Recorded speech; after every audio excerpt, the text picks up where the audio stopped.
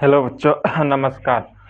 आज मैं आपके सामने इकोनॉमिक्स क्लास 10th इकोनॉमिक्स का चैप्टर 2 लेकर आया हूं, जो एक रिवीजन के तौर पर है, जो कि ऑब्जेक्टिव क्वेश्चन है।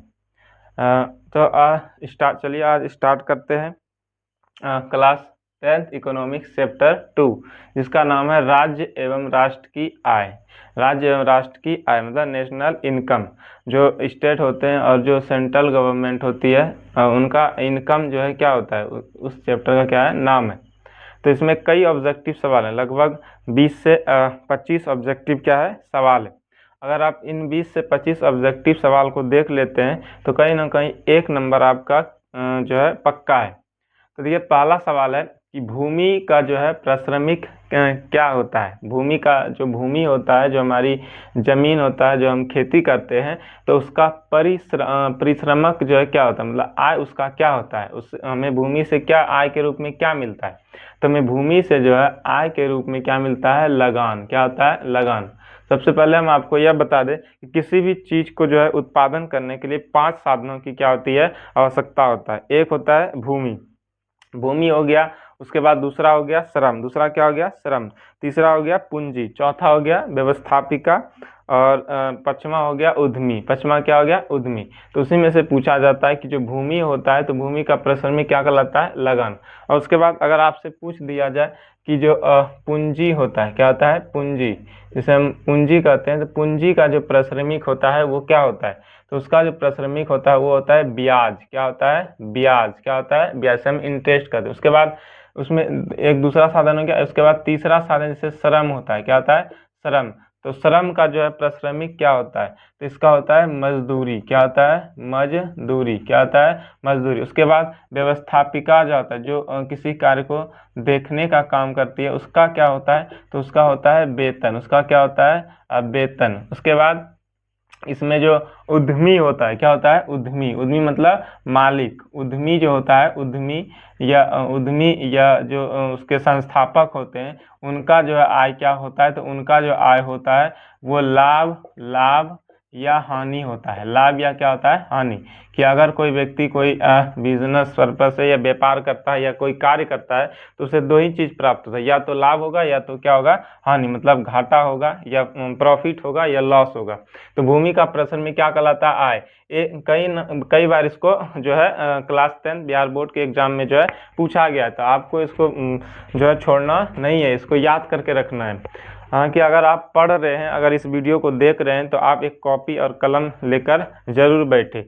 अगर आप नहीं बैठते हैं, सिर्फ ऐसे ही अपने जो है मन को बहलाने के लिए वीडियो देख रहे हैं, तो आप अपने आप को क्या दे रहे हैं, धोखा दे रहे हैं। किसी दूसरे को धोखा नहीं दे रहे हैं, आप अपने आप को धोखा दे रहे हैं। तो हम कहेंगे कि अगर आप पढ़ने बैठे हैं तो एक कॉपी कलम जरूर लेके बैठे। पहला सवाल हो गया। उसके बाद है दूसरा कि बिहार की कितनी आबादी, जो बिहार की जो टोटल आबादी है, लगभग अभी वर्तमान में 14 करोड़ के आसपास बिहार की क्या है, आबादी है। तो गरीबी रेखा के जो है नीचे गुजर बसर करती है। तो लगभग 41.4%, मतलब 41.4% जो है जो जनसंख्या है बिहार की, वो गरीबी रेखा के क्या करती है, नीचे जो है गुजर बसर करती है। ठीक है, इसका सवाल हो जाएगा बिहार कितनी आबादी, तो 4.1। उसके बाद किस राज्य की प्रति व्यक्ति आय न्यूनतम है। प्रति व्यक्ति आय क्या होता है, न्यूनतम है। तो प्रति व्यक्ति आय अगर न्यूनतम पूछा जाए तो हमें बताना है बिहार का। किसका बताना है, बिहार का, कि किस राज्य का प्रति व्यक्ति आय न्यूनतम। लेकिन अगर आपसे राज्य में पूछ दिया जाए कि किस राज्य का प्रति व्यक्ति आय जो है अधिकतम है, क्या है, अधिकतम है, तो वह राज्य है गोवा। क्या है, गोवा। क्या है, गोवा। यहाँ लगभग जो है 5 लाख से ऊपर ही लोगों का प्रति व्यक्ति आय है यहाँ। और बिहार में लगभग अगर पुराने आंकड़े के हिसाब से यहाँ 40 से 45 हजार क्या है इनका आय। तो वो नहीं पूछा जाता है, सिर्फ अधिकतम और न्यूनतम पूछा जाता है कि अधिकतम किस राज्य का और न्यूनतम जो है किस राज्य का। लेकिन अगर आपको या राज्य बिहार न्यूनतम न देके, गोवा न देके आपको पूछ दिया जाए कि पूरा जितना भारत में 28 राज्य एवं 8 केंद्र शासित प्रदेश हैं, उन 28 राज्यों व 8 केंद्र शासित प्रदेशों में से किस राज्य या केंद्र शासित प्रदेश का प्रति व्यक्ति आय सबसे ज्यादा है, तब आपको क्या बताना है, चंडीगढ़। क्या बताना है, चंडीगढ़। चंडीगढ़ जो हरियाणा और पंजाब की क्या है, राजधानी और खुद एक केंद्र शासित प्रदेश है। तो आपको ऑल ओवर में मतलब 28 राज्य हो गया और 8 केंद्र शासित प्रदेश, तीनों को मिला के अगर देखा जाए तो 36 स्टेट में से, अगर पूरे 36 स्टेट में से अगर किसी का प्रति व्यक्ति आय अधिक है तो वो कौन सा राज्य है, चंडीगढ़। लेकिन आपको अगर यह ना लिखा रहे कि 28 राज्य व 8 केंद्र शासित प्रदेश ना लिखा रहे, सिर्फ लिखा रहे किस राज्य की प्रति व्यक्ति आय न्यूनतम है, तो आपको क्या बताना है, बिहार। और अधिकतम में कौन आ जाएगा, गोवा। कौन आ जाएगा, गोवा आ जाएगा। उसके बाद ये चौथा सवाल किसका कथन है कि गरीबी गरीबी को जन्म देता है। यह कथन हम अगले चैप्टर में भी पढ़े थे, ये दूसरा चैप्टर है, ये अगले चैप्टर में हम पढ़े थे कि गरीबी एक कैंसर रोग की तरह होता है। ये किसने कहा था, कुजनेट ने कहा था। लेकिन यहाँ है कि किसका कथन है कि गरीबी जो है, गरीबी को जन्म देता है। तो यह जो है प्रसिद्ध अर्थशास्त्री रेगनर नरकस का है। रेगनर क्या है, नरकस का है। उसके बाद इसी में दूसरा सवाल, इन्हीं पे दूसरा सवाल है कि अगर पूछा है कि गरीबी के कुचक्र की अवधारणा जो है किसने प्रस्तुत किया था, तो आपको बताना है रेगनर नरकस। रेगनर किसने बताया था, नरकस ने बताया था। गरीबी को जन्म देता है, रेगनर नरकस ने। गरीबी के कुचक्र की अवधारणा भी किसने प्रस्तुत किया था, रेगनर नरकस। आपको जो है अगर अच्छा नंबर लाना है तो आपको इन क्वेश्चनों को याद करना पड़ेगा, सिर्फ आपको देखने से कुछ फायदा नहीं है। जब तक आप पढ़िएगा नहीं, उसके अलावा आप जो है कुछ नहीं हो सकता है।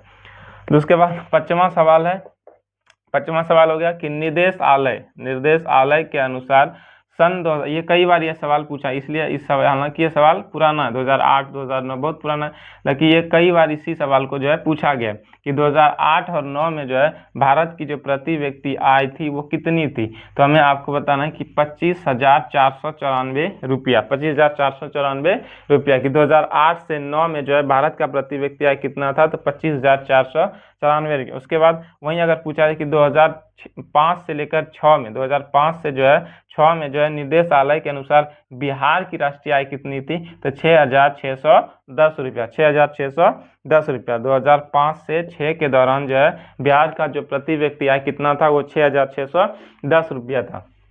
उसके बाद अगर आपसे इसके बाद 7वां सवाल है कि बिहार का जो है, बिहार के किस जिले का प्रति व्यक्ति आय सर्वाधिक है। हम ऑल ओवर में देखें, राज्य में, स्टेट में देखें बिहार और सबसे ज्यादा गोवा, ऑल ओवर में चंडीगढ़, ऑल ओवर में क्या है, चंडीगढ़ है। उसके बाद यहाँ है बिहार में कि बिहार में जो 38 डिस्ट्रिक्ट है, मतलब 38 जिले हैं, उन 38 जिलों में से जो है बिहार के किस जिले का प्रति व्यक्ति आय जो है सर्वाधिक है। तो आपको क्या बताना है, पटना। क्या बताना है, पटना। पटना का जो प्रति व्यक्ति आय वो सर्वाधिक है। लेकिन अगर आपसे पूछा जाए कि न्यूनतम किसका है, न्यूनतम, अगर आपसे पूछा जाए कि न्यूनतम किसका है, कि बिहार के सभी जिलों में से जो है सबसे अधिक किसका हो गया, पटना। उसके बाद लेकिन अगर आपसे पूछा जाए कि न्यूनतम किसका है, न्यूनतम मतलब सबसे कम किसका है, तो शिवहर का। किसका है, शिवहर। किसका है, शिवहर का है। किसका है, शिवहर। अगर पूछा जाए कि बिहार के किस जिले का प्रति व्यक्ति आय सबसे ज्यादा है, पटना का है। बिहार के किस जिले का प्रति व्यक्ति आय सबसे ज्यादा है, तो पटना का है। और सबसे कम किसका है, न्यूनतम का है। पूरे 28 राज्य में सबसे कम किसका है, बिहार का। सबसे ज्यादा किसका है, गोवा का। टोटल 28 और 8 दोनों मिला के किसका है, चंडीगढ़ का। ठीक है। उसके बाद एक फार्मूला पूछा जाता है। क्या पूछा जाता है, फार्मूला कि y बराबर c प्लस आई, y बराबर जो है c प्लस आई, y बराबर c प्लस आई फार्मूला जो है किसने दिया था। तो यह फार्मूला जो है प्रोफेसर केन्स ने दिया था। किसने दिया था, प्रोफेसर केन्स ने दिया था। प्रोफेसर, आपको नीचे नहीं दिख रहा होगा तो हम ऊपर लिख देते हैं। ये पहला वाला सवाल क्या कर देते हैं। तो अगर आपसे पूछा जाए कि y बराबर c प्लस आई, यह फार्मूला जो है किसने दिया था, तो प्रोफेसर केन्स ने दिया था। प्रोफेसर केन्स ने दिया था। उसके बाद यहाँ देखिए, जहाँ की y बराबर होता है राष्ट्रीय आय, y बराबर क्या होता है, y को कहा जाता है राष्ट्रीय आय। y को क्या कहा जाता है, राष्ट्रीय आय। और c को कहा जाता है उपभोग व्यय। उपभोग क्या कहा जाता है, उपभोग व्यय। और आई को कहा जाता है विनियोग। आई को क्या कहा जाता है, विनियोग। क्या कहा जाता है, विनियोग। आई को क्या कहा जाता है, विनियोग। आई को कहा जाता है विनियोग। आई को कहा जाता है विनियोग। आई को क्या कहा जाता है? क्योंकि राष्ट्रीय आय बराबर क्या होता है? उपभोग प्लस वियोग। उपभोग व्यय प्लस विनियोग प्लस क्या होता है? विनियोग। उपभोग व्यय प्लस विनियोग। उपभोग व्यय प्लस क्या होता है? विनियोग। वाई बराबर सी प्लस आई बराबर फॉर्मूला ये किसने दिया था? प्रोफेसर केन्स ने दिया था। प्रोफेसर किसने दिया था? केन्स ने दिया था। उसके बाद ये सवाल